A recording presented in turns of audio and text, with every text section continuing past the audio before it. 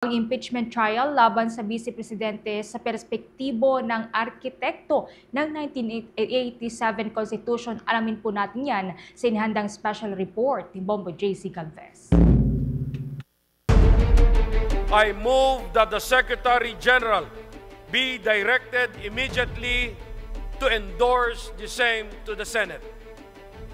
There is a motion to direct the Secretary General to immediately endorse to the Senate the impeachment complaint, having been filed by more than 1/3 of the membership of the House, or a total of 215 members. Is there any objection? The Chair hears none. The motion is approved. Pebrero 5, huling araw ng sesyon, inimpeach ng Kamara si Vice President Sara Duterte. 215 kongresista ang lumagda sa 4th impeachment complaint laban sa Vice Presidente. Nag-ugat ito sa ikinasang investigasyon ng mababang kapulungan ukol sa paggamit ni VP Sara ng confidential funds para sa tanggapan ng pangalawang Pangulo at sa Department of Education. Binigyan diin ng Commission on Audit ang mga irregularidad, kabilang ang mga resibong may maling petsa at peking pirma ng mga di-umano'y signatories. Kasama rin sa reklamo ang mga paratang ng pagbabanta laban kina Pangulong Ferdinand Marcos Jr. at House Speaker Martin Romualdez. Sa parehong araw, personal na tinransmit ni House Secretary Reginald Velasco sa Senado ang verified impeachment complaint laban kay VP Sara na tinanggap ni Senate Secretary General Renato Bantug. Bagamat naipasa na ng Kamara sa Senado ang reklamo, nanindigan si Senate President Francis Chis Escudero na hindi idaraos ang impeachment trial habang nakabreak ang sesyon ng Kongreso. Paliwanag ng Senador, iligal na magsagawa ng paglilitis habang nakabreak ang sesyon. Punto pa nito, 2 buwan daw nag-relax ang Kamara sa verified impeachment complaint at ngayon ay pilit naman daw silang mamadaliin. Kaya sinabi ni Escudero, pagkatapusan ng sona ni Pangulong Marcos, posibleng simulan ng aktual na impeachment trial kay Duterte. I, please state your name. Solemnly swear that in all things appertaining to the trial of the impeachment of Vice President Sara Zimmerman Duterte, now pending, I will do impartial justice according to the Constitution and the laws of the Philippines. So help me God. Matapos ang ilang buwang pagkaantala ng impeachment trial, nanumpa na si Escudero noong Hunyo 9 at kinabukasan Hunyo 10, nag-convene ang Senado bilang impeachment court at saka nanumpa ang mga senador na tatayong center judges sa paglilitis laban kay Duterte.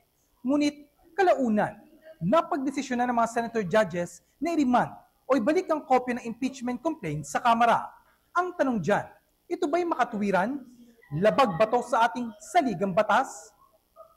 Eksklusibo nating nakapanayam ang isa sa mga arkitekto o bumalangkas ng 1987 Constitution, si Attorney Christian Munsod, upang pag-usapan ang impeachment trial laban kay VP Sara. Paliwanag ni Attorney Munsod, ang pagbabalik ng reklamo ng Senate Impeachment Court sa prosecution ay kapareho ng bigat o epekto na nais nilang ibasurang impeachment complaint. The implication of remand is easily dismissed. When you say remand, it has the yung parang hidden meaning that it is really for the purpose of stopping sending. So ang compromise agreement nila is to review. Ginamit nila rather than remand. At tapos yung mga ibang senador sabi hindi pa kailangan mas maliwanag.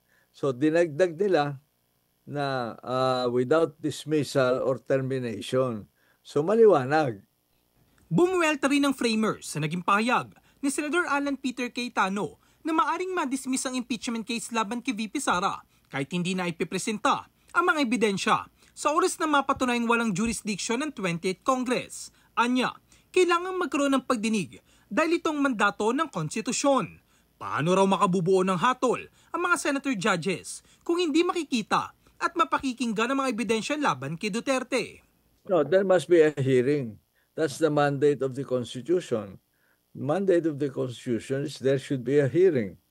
And the sole power to hear and render judgment belongs to the Senate.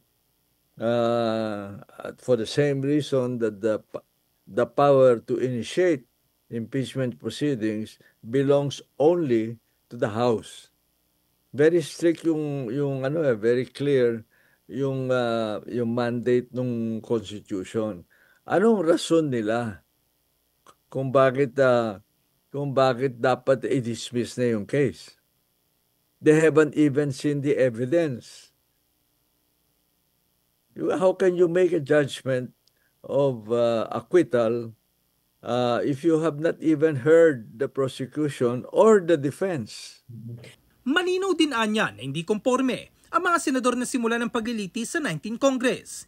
Git ni Atty. Munsod, marami ng palusot na ginamit at tila klaro na nauubusan na ng rason ang ilang senador para hindi ituloy ang impeachment process. Ginamit nilang unang excuse, they were in recess kasi binigyan na sa kanila yung articles of impeachment on February 5. And they had so much time between that and the start of the campaign period, but they claimed that they had recess or whatever. And then, of course, they invoked the elections. Tapos, in-schedule nila sa June 2nd, and then, all of a sudden, they moved it to June 11. And their sine die was June 12. So, quite obvious that ayaw nila magkaroon ng sessions in the Senate.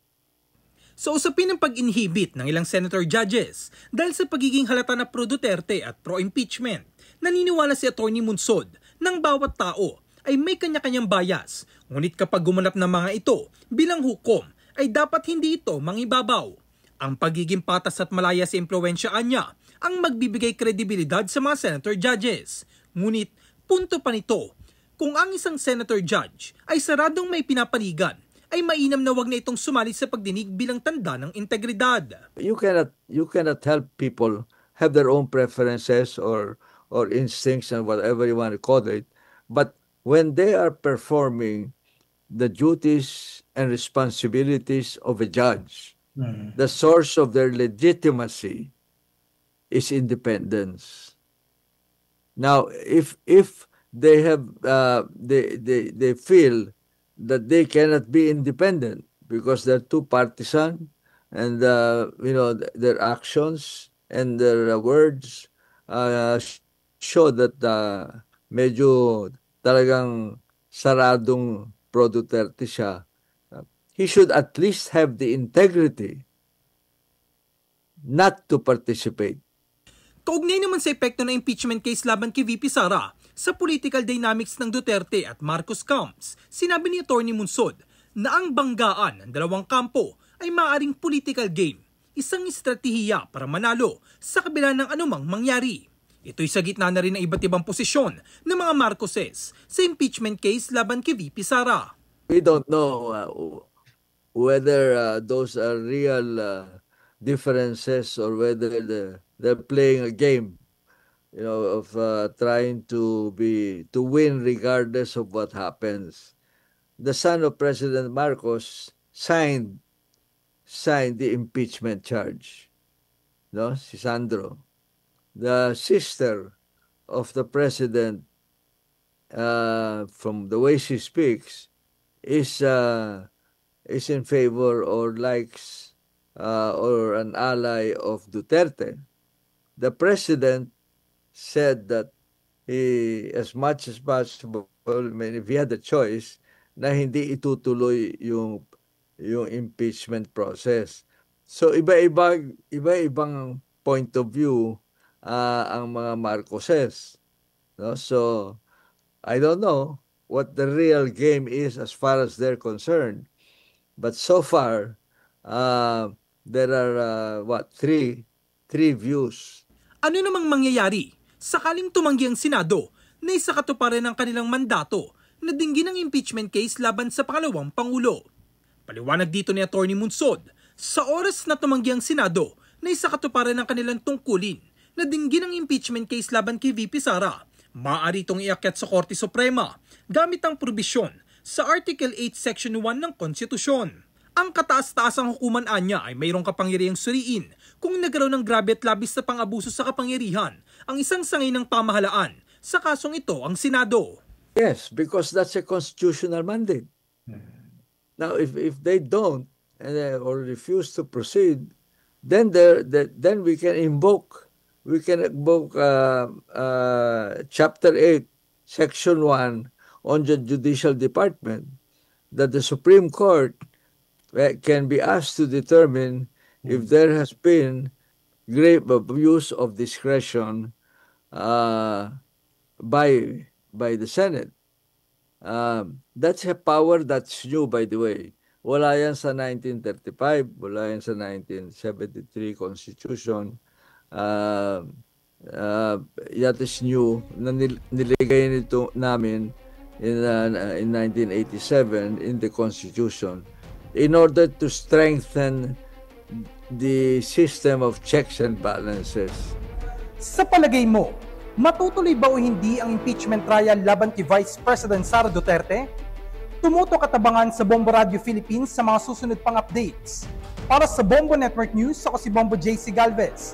And this is Bombo Radio Philippines, the #1 and most trusted source of news and information. Basta Radio, Bombo!